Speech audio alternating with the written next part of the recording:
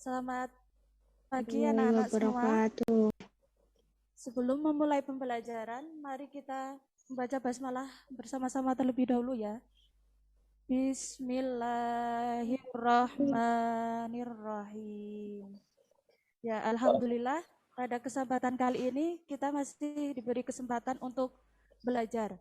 Meskipun tatap mukanya harus dibatasi dengan layar digital seperti ini ya.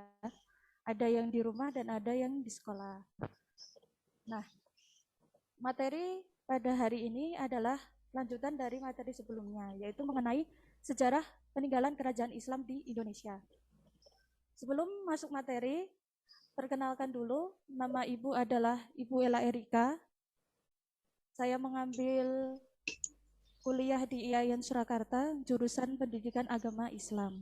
Semoga ada yang bercita-cita juga untuk menjadi guru pendidikan agama Islam juga ya. Nah, selanjutnya saya akan menuliskan terlebih dahulu materi pada hari ini.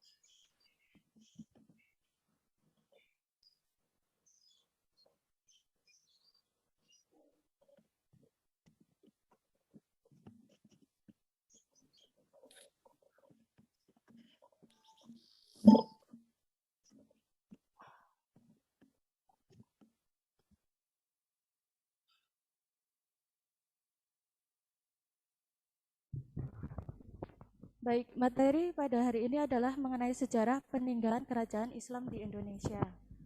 Nah, anak-anak, sejarah peninggalan kerajaan Islam di Indonesia itu diawali dengan bagaimana Islam itu masuk ke Indonesia. Dan itu bisa penyebarannya dimulai dari lewat jalur pernikahan, seperti perkawinan, pendidikan, seni budaya, tasawuf, dan juga politik. Nah, seiring berjalannya waktu, penyebaran Islam itu mulai masuk pada kerajaan-kerajaan. Kerajaan Islam yang di Indonesia itu ada beberapa macam. Nah, karena adanya kerajaan-kerajaan ini, itu bisa melahirkan adanya bangunan yang bercorak Islami di berbagai daerah. Dikatakan dalam penyebarannya, itu ada peran Wali Songo, yang dimana Wali Songo itu merangkul budaya lokal untuk disesuaikan dengan budaya adat setempat di berbagai daerah. Nah, eksistensi dari bentuk peninggalan kerajaan Islam itu yang masih bisa kita lihat, yang masih bisa kita kunjungi itu salah satunya seperti masjid dan keraton. Adakah yang sudah pernah ke Keraton Surakarta? Ya, ada ya. Kemudian Ibu akan memaparkan berbagai peninggalan kerajaan Islam beserta sejarahnya.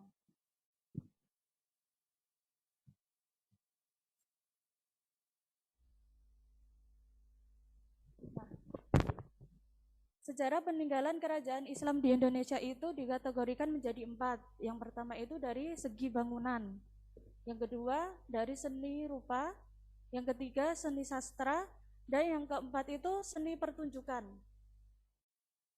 Nanti yang penting-penting, sekiranya penting tolong dicatat ya. Nah, kita masuk pada seni bangunan. Nah, seni bangunan ini tuh banyak dilahirkan dari kerajaan-kerajaan Islam yang ada di Indonesia. Yang pertama itu adalah kerajaan Samudra Pasai.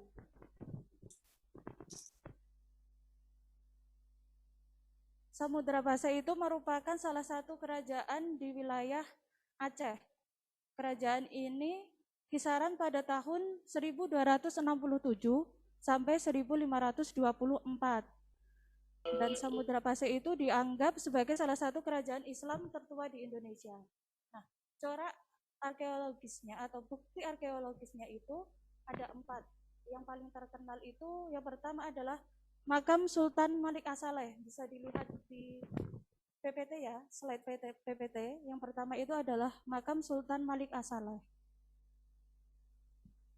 Yang kedua yaitu lonceng Cakra Dunia. Bisa dilihat ini ada lonceng. Kemudian ada dirham, koin emas dirham dari Samudra Pasai. Terus ada hidayat. Jadi di kerajaan Samudra Pasai itu peninggalannya itu ada 2, dari segi bangunan dan juga dari seni sastra. Yang bangunan ini dan ini. Yang seni sastra itu hikayat para raja Pasai. Langsung berlanjut pada Kerajaan Aceh Darussalam. Di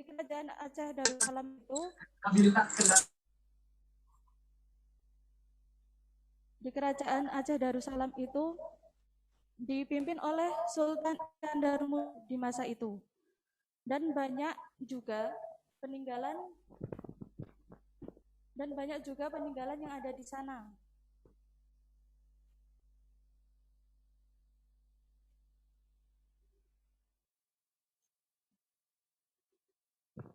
Yang pertama itu adalah Masjid Baitur Rahman.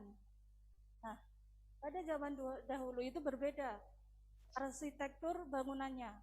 Yang kuno itu seperti ini, atapnya itu ciri-cirinya atapnya itu selalu bersusun atau bentuknya limas dan selalu berjumlah ganjil.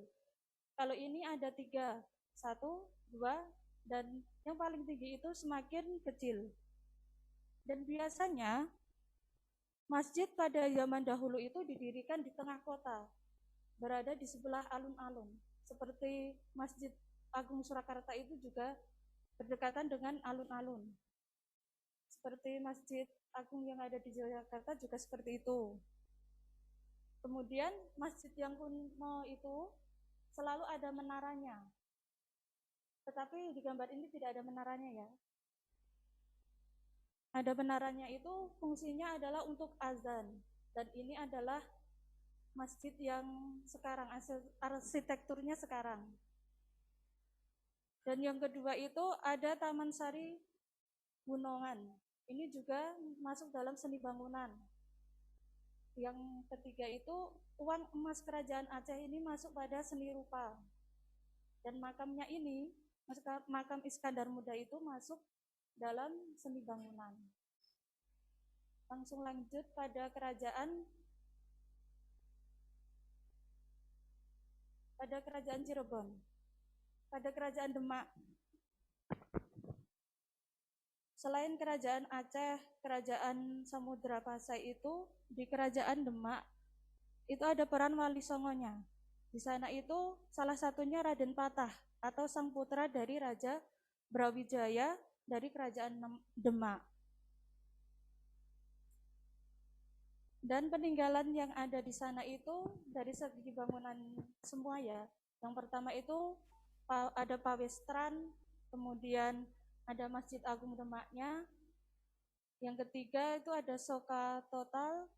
Yang keempat itu makam Sunan Kalijogo. Ini makam Sunan Kalijogo. Dan ini adalah pintu geledeknya. Jadi kerajaan Demak itu meninggalkan dari segi bangunan saja.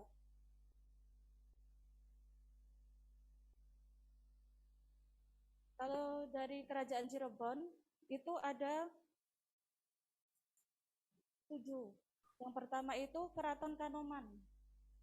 Kemudian ada Keraton Kasepuhan Cirebon. Jadi kalau kerajaan Cirebon itu banyak keratonnya, peninggalannya. Ada Keraton Keprabonan juga, Keraton Kacaribonan, terus Masjid Sang Cipta Rasa, Makam Sunan Gunung Jati, Kereta Singa Barong Kasepuhan. Nah, keraton itu fungsinya untuk pusat pemerintahan dan juga digunakan untuk tempat tinggal keluarga raja, keluarga raja. Nah, di keraton itu biasanya pada zaman dahulu, keraton itu biasanya menghadap utara. Lanjut langsung ke Kerajaan Malaka. Kalau Kerajaan Malaka ini cuma ada 3.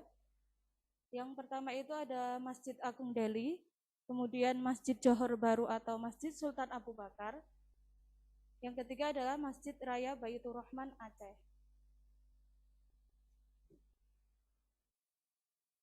Nah, dari sekian banyaknya kerajaan yang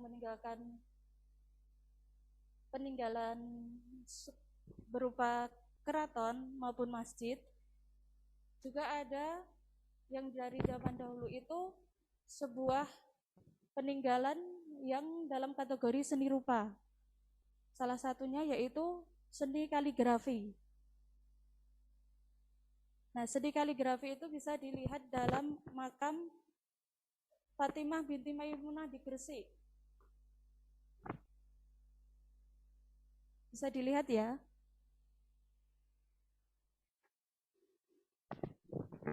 Nah, kira-kira apa sih sebenarnya yang menjadikan makam itu dijuluki peninggalan? Adakah yang tahu kenapa bisa disebut sebagai peninggalan? Langsung Ibu jelaskan saja ya. Makam Fatimah binti Maimunah itu bukan hanya sekedar peninggalan saja, melainkan juga sebagai simbol bahwa pada masa itu Islam sudah ada di wilayah tersebut. Dan Fatimah itu adalah seorang wanita yang beragama Islam yang wafat dengan batu nisan bertuliskan kaligrafi Arab Kufi.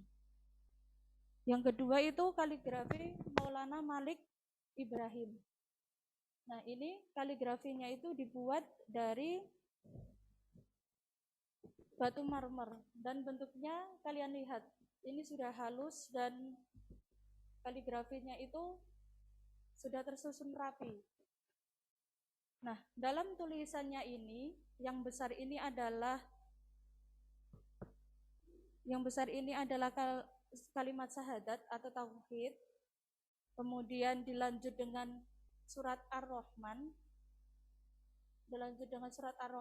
Kemudian ditulis dengan basmalah dan surat At-Taubah ayat 21 dan ayat 22 di bawahnya. Dan yang ketiga, dari seni kaligrafi itu bisa dilihat dari makam Sunan Giri. Nah, makam Sunan Giri itu salah satu wali songo ya. Sunan Giri itu dikenal sebagai penyebar agama Islam di wilayah Jawa. Dan Sunan Giri selain dikenal sebagai penyebar agama Islam, juga dikenal sebagai pendiri keraton di wilayah Gresik. Kemudian juga ada makam Sunan Kalijogo, Sunan Gunung Jati, maaf. Nah, di dalam makam Sunan Gunung Jati ini ada yang unik, di mana kombinasi kaligrafinya itu perpaduan asal Jawa, kemudian Arab, dan juga Cina. Dan bukan hanya itu saja, setiap arsitekturnya itu juga tersusun secara rapi, seolah sudah menepati bagian-bagian tersendiri. Salah satu tulisan Jawa menempati bagian limasnya. Tulisannya Jawa itu ada di sebelah limasnya. Sampai di sini, apakah saya terlalu kecepatan? Ya. Bisa dipahami ya?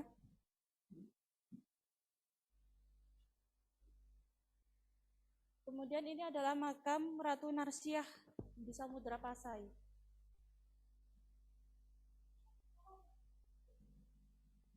Makam Ratu Narsiah di Samudra Pasai.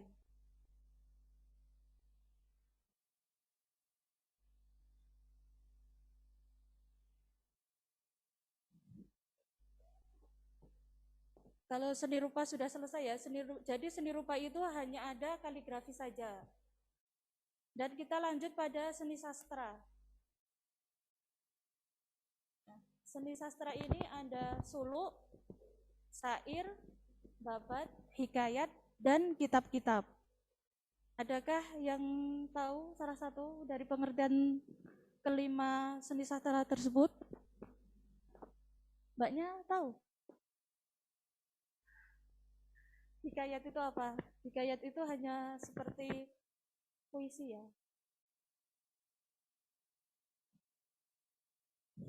Ibu akan kupas satu persatu ya.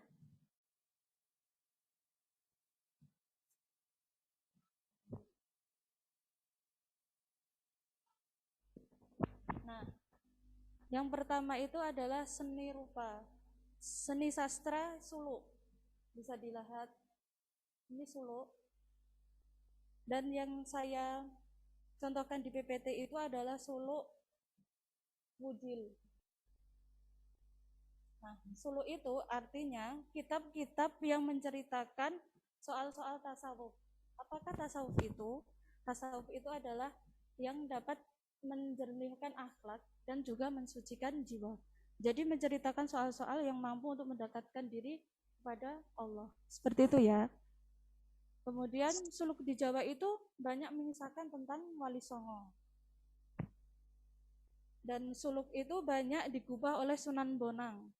Beliau juga mengubah sastra berbentuk suluk atau tembang tamsil. Di antaranya suluk wijil dan tembang Tombok Ati. Pasti banyak yang kenal dengan syair Tombok Ati ya. Nah, contohnya yang lain. Contoh lain suluk itu yang pertama adalah suluk Sukarsam. Dan suluk Sukarsam itu adalah isinya mengenai hakikat kepemimpinan.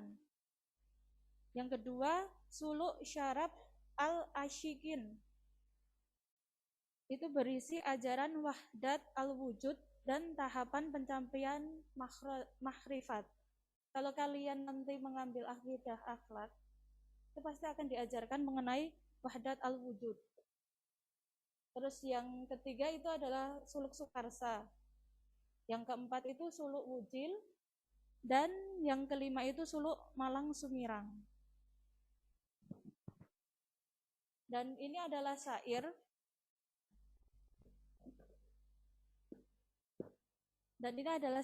Jadi syair itu adalah karya sastra yang berupa sajak-sajak yang dalam satu bait itu terdiri dari 4 baris. Dan tiap barisnya itu selalu berbunyi dengan huruf yang sama.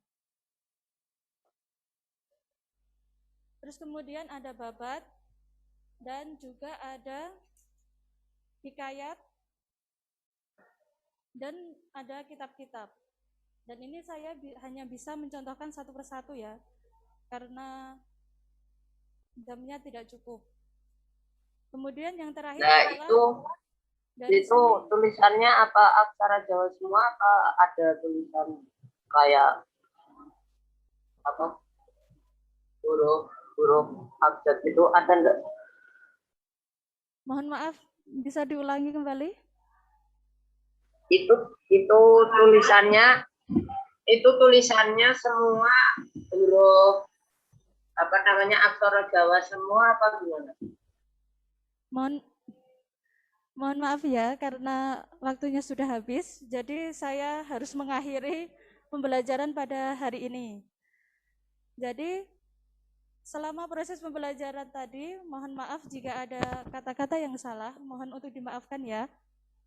Saya tutup. Wallahu muwaffiq illa aqwamit thoriq. Wassalamualaikum warahmatullahi wabarakatuh. Waalaikumsalam warahmatullahi wabarakatuh.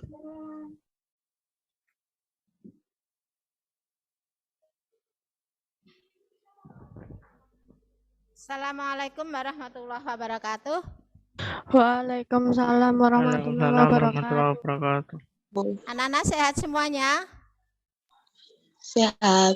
Alhamdulillah. Anak-anak, hari ini mata pelajaran fikih akan disampaikan oleh Mbak E PPL ya dari IAIN Surakarta.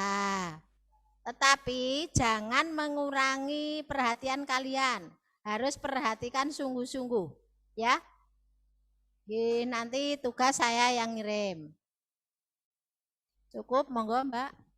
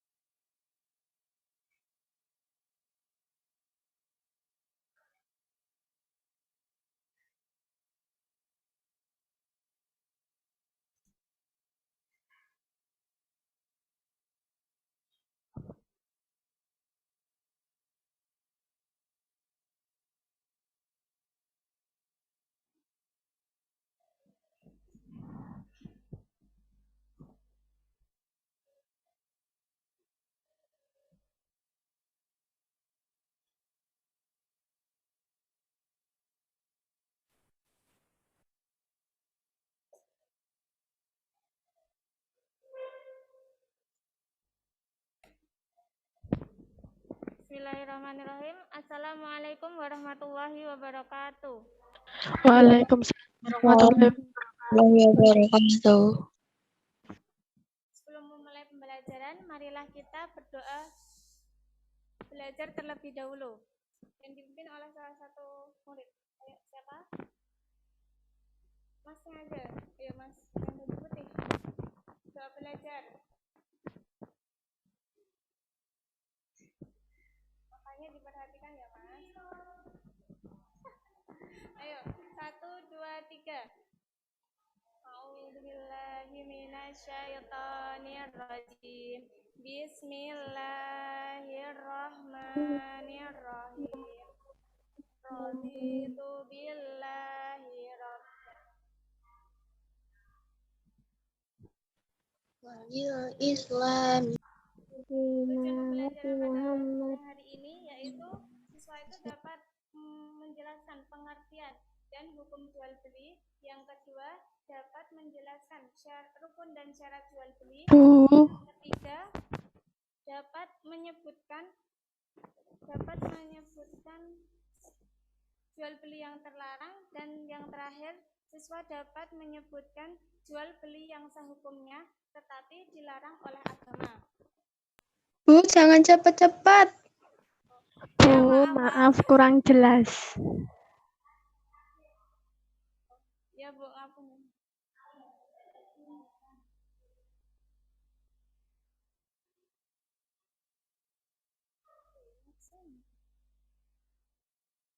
Ini nextnya mana Pak? Nextnya mana? Next. Ini nggak bisa.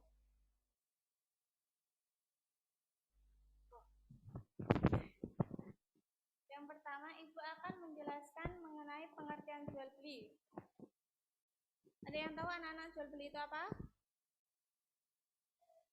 Belum tahu? Secara bahasa, dalam bahasa Arab itu al-bai'u yang artinya menukar.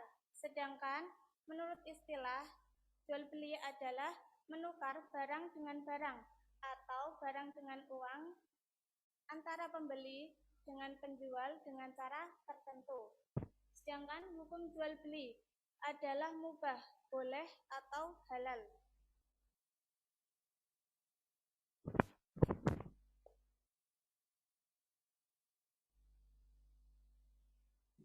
Ini ya, hukum jual beli tertera dalam surat An-Nisa ayat 29.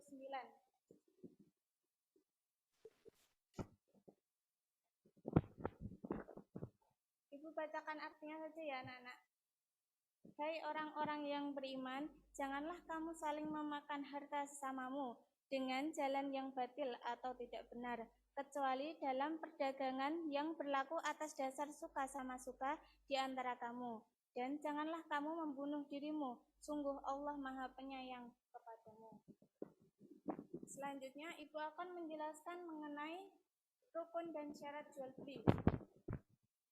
Rukun rukun dan syarat jual beli itu ada 3. Yang pertama, penjual dan pembeli. Penjual dan pembeli dalam jual beli itu juga mempunyai syarat. Yang pertama, yaitu kedua belah pihak harus berakal sehat. Jika jual beli yang dilakukan oleh orang gila, maka jual beli tersebut akan tidak sah. Yang kedua, yaitu kedua belah pihak sama-sama rela dan tidak ada paksaan, atau atas dasar suka sama suka antara penjual dan pembeli. Yang ketiga, kedua belah pihak sudah balik atau dewasa, kecuali jual beli barang-barang kecil, makan makanan kecil, ataupun makanan yang relatif murah. Rukun dan syarat yang kedua yaitu uang dan barang. Uang dan barang dalam jual beli juga memiliki syarat.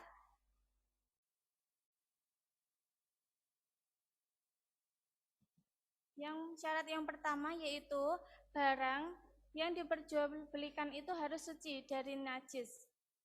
Bangkai dan kulit ayam yang belum dimasak itu tidak boleh diperjualbelikan. Yang kedua, ada manfaatnya. Jual beli barang itu harus, yang tidak ada manfaatnya itu tidak boleh untuk diperjualbelikan karena dapat membuang-buang harta kita atau menyia-nyiakan uang. Yang ketiga, barang yang diperjualbelikan harus dapat dikuasai oleh pembeli. Jadi, jika kita menjual ayam yang belum ditangkap, maka jual beli tersebut tidak diperbolehkan. Yang keempat, barang tersebut sudah diketahui jelas, baik ukuran, bentuk, maupun sifat-sifatnya. Yang kelima, barang tersebut dimiliki oleh penjual, tidak orang lain. Rukun dan syarat yang ketiga, yaitu ikrar atau pernyataan dalam jual beli. Ikrar jual beli terdiri dari ijab dan qabul.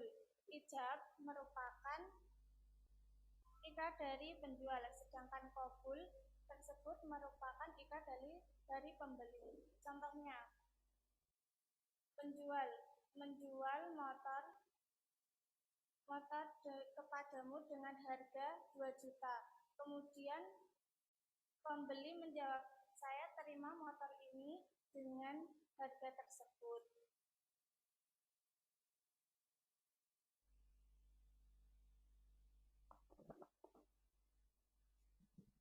Jual beli yang terlarang itu ada 3. Yang pertama, menjual suatu barang yang dalam proses pembelian, artinya barang tersebut belum dikuasai penuh oleh pembeli, jadi itu tidak boleh untuk dilakukan dalam jual beli. Misalnya, A menjual kendaraan yang belum lunas kreditnya kepada si B. Saat dijual ke B, barang tersebut itu masih milik A dan milik dealer karena belum dilunasi kreditnya. Yang kedua, menjual hasil tanaman yang belum siap dipanen. Hal tersebut itu masih mengandung unsur ketidakpastian karena kita belum mengetahui bentuknya, ukuran maupun jenisnya. Mungkin nanti saat panen buah tersebut bisa rusak. Yang ketiga, menjual sperma hewan jantan dengan cara mencampurkan hewan tersebut dengan hewan betina. Apakah yang ingin ditanyakan? Enggak.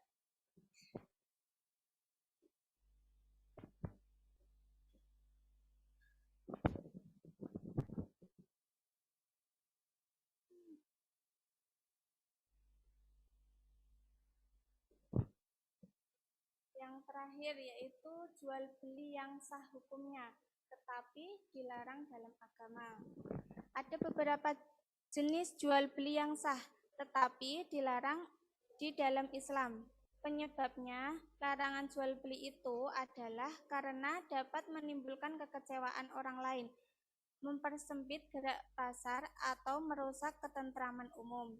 Contoh jual beli yang sah tetapi dilarang dalam agama itu, yang pertama, jual beli dengan harga lebih mahal dari harga pasaran.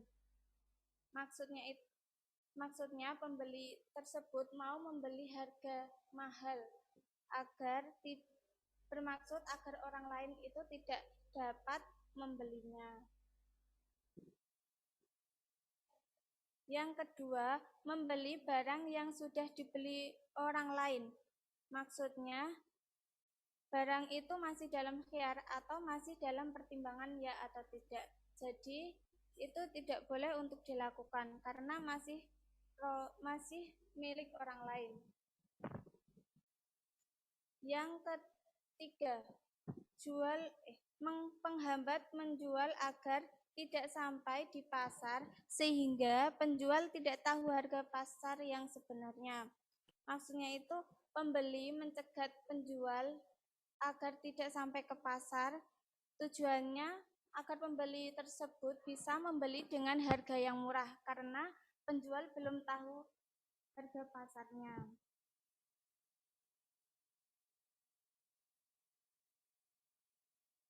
Yang keempat, jual beli dengan cara menimbun barang. Cara seperti ini itu dapat merugikan masyarakat yang memerlukannya. Pada saat paceklik, barang-barang tersebut dijual dengan harga yang tinggi sehingga merugikan masyarakat. Contohnya, menimbun padi saat panen, kemudian dijual dengan harga yang mahal, itu tidak boleh. Jual beli barang untuk maksiat. Jual beli barang untuk maksiat ini contohnya seperti menjual ayam, tetapi dipergunakan untuk diadu, seperti judi ayam itu loh. Ya, itu tidak boleh.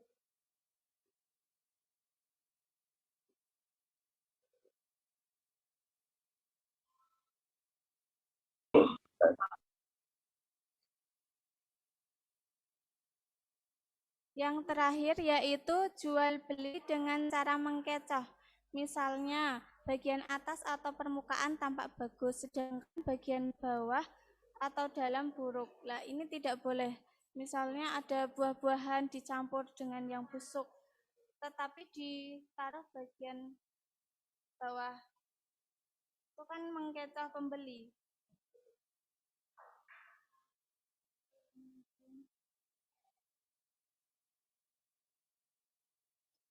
Ada yang ingin ditanyakan? Paham nggak? Masnya paham nggak? Paham. Sudah dicatat?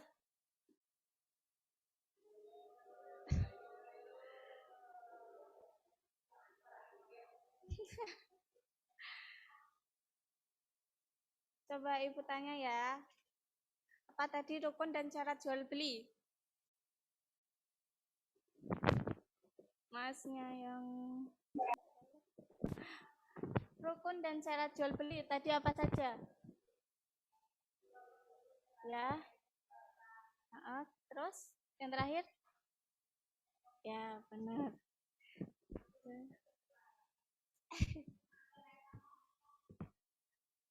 Kecepatan ya, Bu. Kemudian terus jual beli yang terlarang tadi apa saja?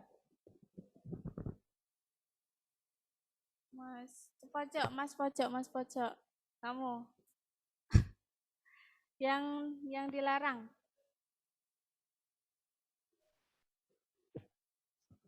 Apa? Kembali menjual suatu barang yang masih dalam proses pembelian. Kemudian, apa lagi? Yang terlarang.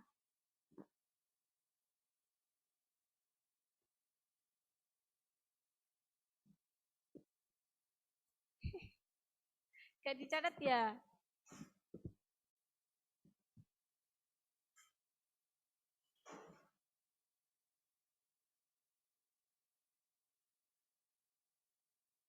Nih, jual beli yang terlarang.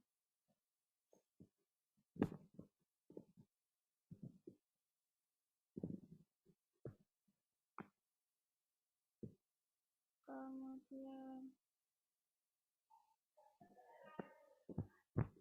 Masnya ini sebutkan jual beli yang terlarang tapi jual beli yang sah tapi dilarang oleh agama. Coba sebutkan.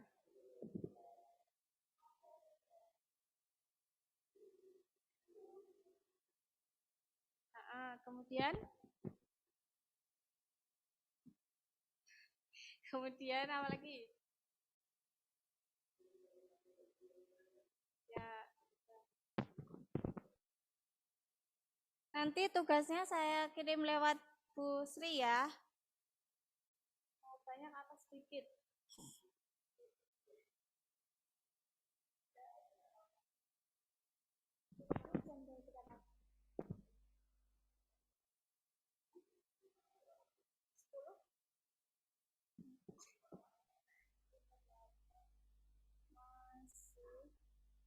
Masih ada waktu, ngapain?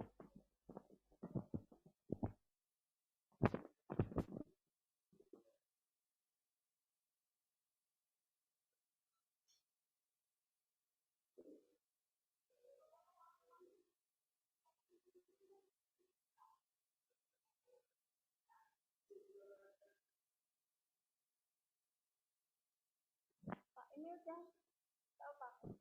Udah. Iya. Masih kurang? Ya.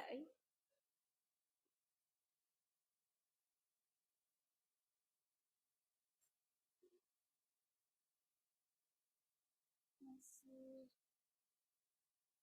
apa? Selesai jam 11. Oh.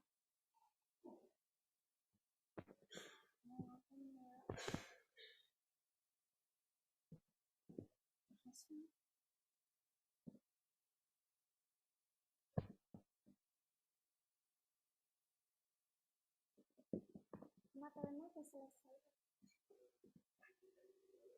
Oh iya. Iya, iya. Mbak Lutfia.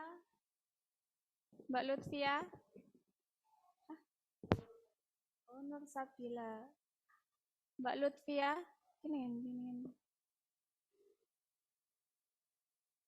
Iya. Tolong tampakkan muka Anda.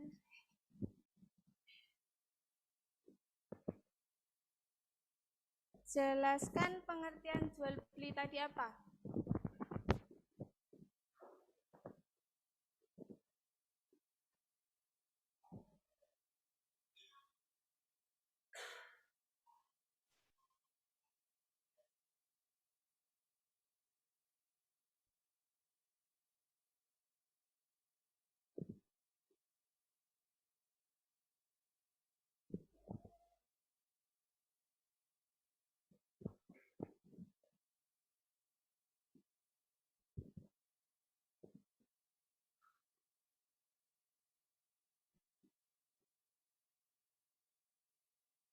Gimana Mbak, tahu nggak?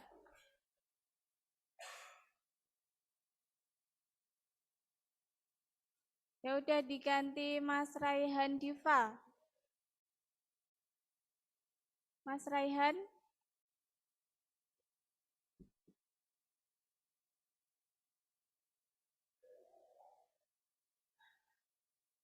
Jelaskan pengertian jual beli.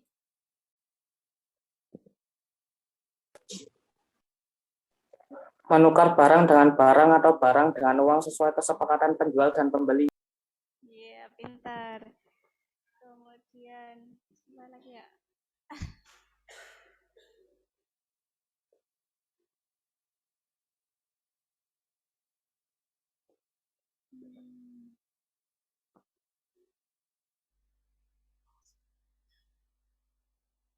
Mbak Nur Aini Mutmainah.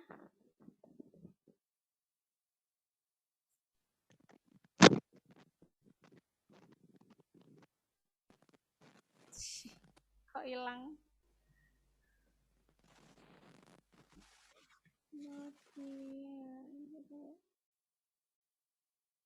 Mbak Aisyah 9C.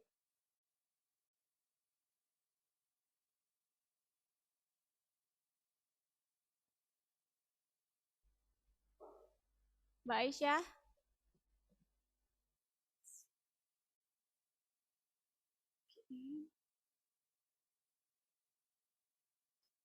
Ya udah Mbak Ovia Ananda.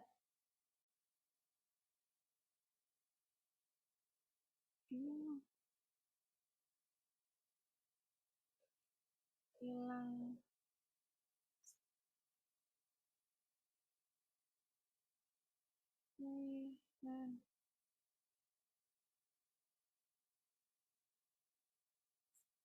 Ovia Ananda.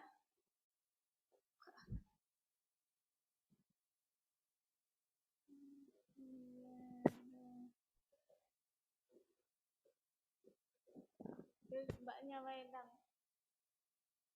Baca. Iya. Siapa tadi? Hah? Ovia. Oh ya. Tolong bacakan surat An-Nisa ayat 29.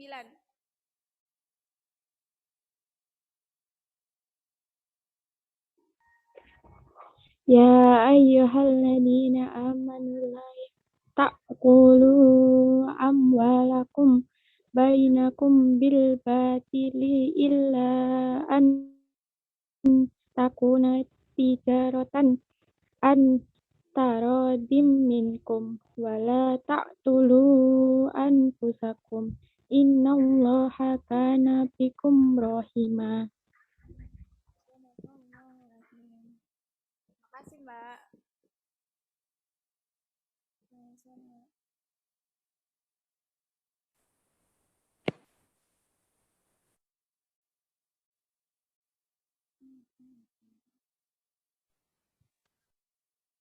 Yang terakhir apa ya?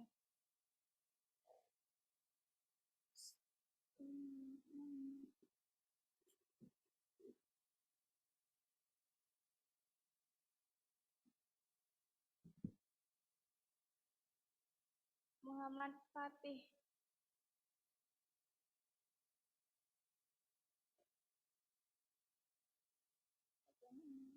Muhammad Fatih.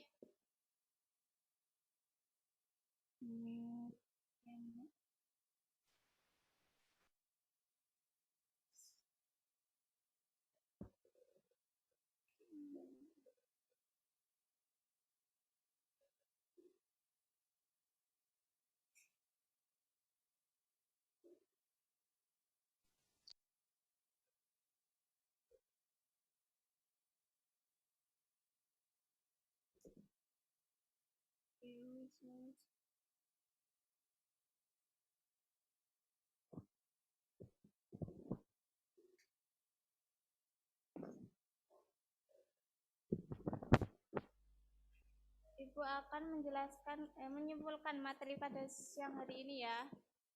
Yang pertama yaitu pengertian jual beli. Jual beli dalam bahasa Arab al-bai'u artinya tadi apa? Menukar. Sedangkan secara istilah adalah menukar barang dengan barang atau barang dengan uang antara penjual dan pembeli dengan cara tertentu.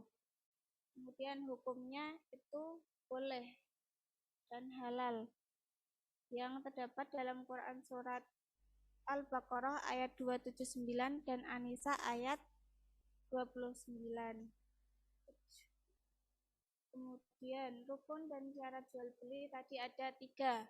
Yang pertama penjual dan pembeli, yang kedua uang dan barang, dan yang ketiga ikrar atau pernyataan jual beli. Ketiga, jual beli yang terlarang.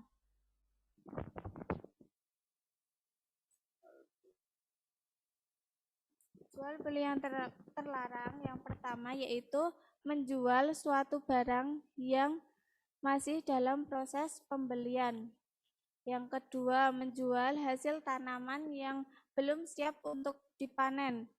Yang ketiga, menjual sperma hewan jantan dengan cara mencampurkan hewan tersebut dengan hewan betina. Yang terakhir yaitu jual beli yang sah hukumnya tetapi dilarang dalam agama. Pertama, jual beli dengan harga lebih mahal daripada harga pasaran. Yang kedua, menghambat penjual agar tidak sampai di pasar sehingga penjual tidak tahu harga pasar yang sebenarnya. Yang ketiga, yang keempat, jual beli dengan cara menimbun barang. Yang kelima, jual beli barang untuk maksiat. Dan yang terakhir, jual beli dengan cara mengkecoh. Nanti tugasnya Ibu kirim ke Ibu Sri terlebih dahulu ya. Nanti akan disampaikan ke kalian lewat WA.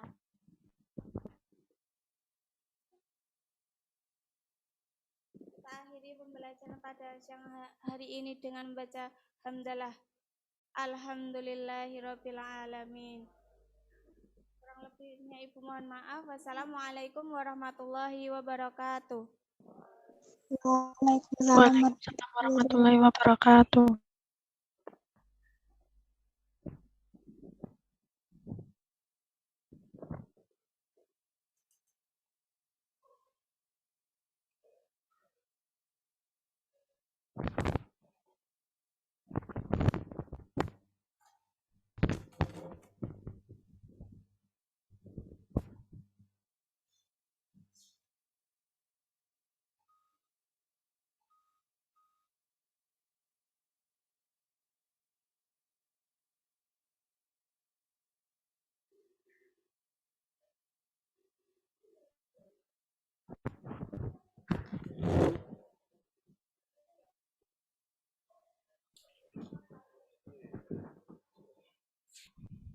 Coba diperhatikan.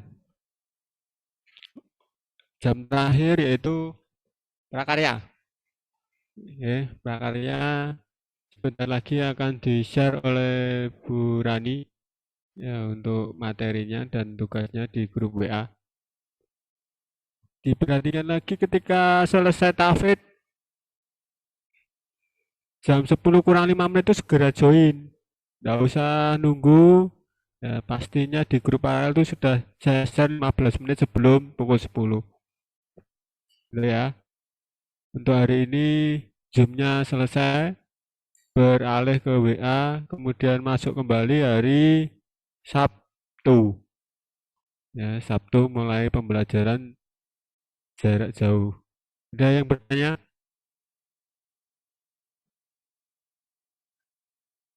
Yang nggak pernah ikut Zoom, Rizky Nur Solahuddin, Ivana, ya yang paling parah. Kemudian banyak tadi 9A, D juga ada, lupa saya. Yang paling sorotan 2 anak. Ya, ini kena SP dari sekolahan kalau nggak pernah ikut. Ya, boleh keluar dari Zoom. Silakan beralih ke WA. Ya.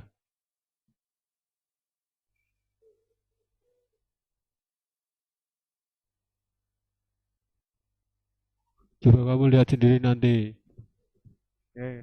Kata ini.